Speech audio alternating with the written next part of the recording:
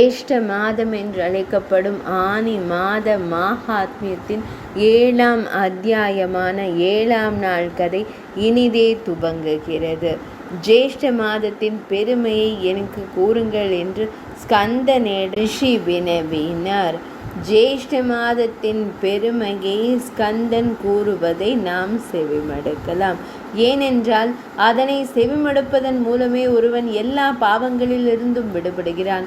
அதற்கு ஸ்கந்தர் கூறுகிறார், இந்த மாதத்தில் விரதம் இருப்பதால் பகவான் ஸ்ரீ மகாவிஷ்ணு மிகவும் மகிழ்ச்சி அடைகிறார்.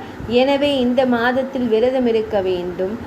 ஏனென்றால் இந்த மாதத்தில் விரதம் இருப்பது 1,00,000 முறை விரதம் இருப்பதற்கு சமமாகும்.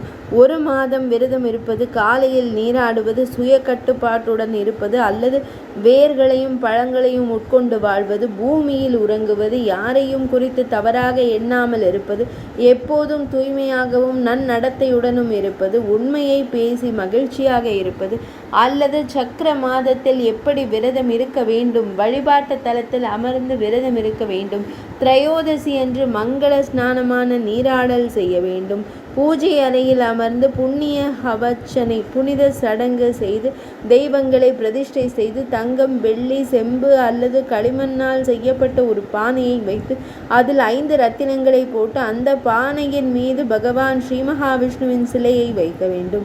விஷ்ணு பகவானின் சிலை சங்கம், சக்கரம் மற்றும் கதாயுதத்துடன் இருக்க வேண்டும். தங்க சிலையுடன் லக்ஷ்மி தேவியும் கருடனும் இருக்க வேண்டும். உங்கள் குரு சூத்திரத்தின்படி முதல் பிரம்மாதி மண்டல தெய்வத்தை பிரதிஷ்டை செய்யவும்.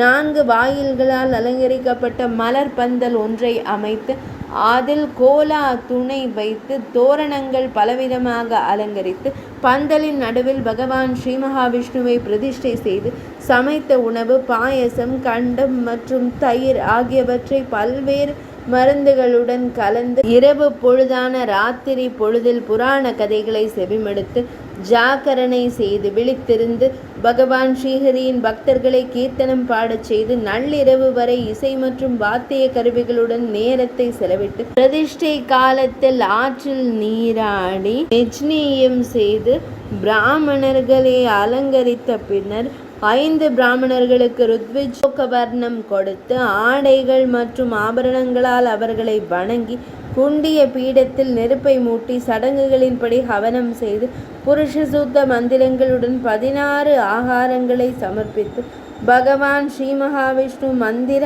ஆடைகளுடன் சர்க்கரை, நெய், எள் மற்றும் கீர் எனப்படும் பாயாசம் ஆகியவற்றால் 108 ஆகாரங்களை சமர்ப்பித்து அதன் பின்னர் மீதமுள்ள ஹவனத்தை நிறைவு செய்யவும்.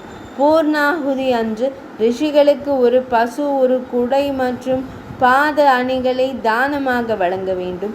மேலும் தனது சக்திக்கு ஏற்ப பிராமணர்களுக்கு உணவளிக்க வேண்டும். தட்சணை கொடுத்த பின்னர் கேசவ பெருமானே, இந்த சிலையை தாம் ஏற்றுக்கொள்வீராக. கொடுப்பவர் மற்றும் பெறுபவர் இருவரையும் முக்தி அளிப்பவரை கேசவ பெருமான்.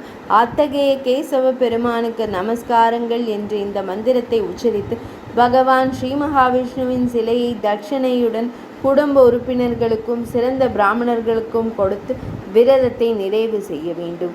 உலகில் இந்த அரிய விரதத்தை கடைபிடிப்பவர்கள் துக்கம் மற்றும் பற்றுகளிலிருந்து விடுபட்டு நிச்சயமாக விரும்பிய பலனை பெறுவார்கள். இந்த விரதத்தை 1 வருடம் கடைபிடிப்பதன் மூலம் விரதத்தை முழுமையாக நிறைவேற்றுவதற்கான மிகவும் அரிய போதனையை செய்யுங்கள். முதலாவதாக, உங்கள் மனைவி பிராமணர்களை அழைத்து ஆடைகள் மற்றும் ஆபரணங்களால் அவர்களை வணங்கி உங்களிடம் உள்ள ஆடைகள் மற்றும் ஆபரணங்கள் மூலம் உங்கள் பசுக்களை தனமாக வழங்க வேண்டும். அவர் ஆபரணங்களால் அலங்கரிக்கப்பட்டிருக்க வேண்டும். வலிமையாக இருந்து நிறைய பால் கொடுக்க வேண்டும். பசுக்களுடன் பிராமணர்களுக்கும் புயாய தட்சிணை வழங்க வேண்டும். மேற்கூறிய ஹோமம் மற்றும் பிற சடங்குகளை தன் இயல்புக்கு ஏற்ப செய்ய வேண்டும். சிறந்த பகவான் ஸ்ரீ மகாவிஷ்ணுவின் விரதத்தில் கஞ்சத்தனம் காட்டலாகாது. சிறந்த பகவான் விஷ்ணுவால் செய்யப்படும் அனைத்தும் வெற்றியடையும். கர்வம் அல்லது வெட்கம் உள்ளவரால் செய்யப்படும் அனைத்தும் வீணாகும். எனவே ஒரு பெண் தன் சக்திக்கு ஏற்ப எல்லா வழிகளிலும் பகவான் ஸ்ரீ மகாவிஷ்ணுவினை வழிபட வேண்டும். ஜேஷ்ட மாதம் என்று அழைக்கப்படும் ஆனி மாத மாஹாத்மியத்தின் 7ஆம் அத்தியாயமான 7ஆம் நாள் கதை இனிதே நிறைவடைந்தது.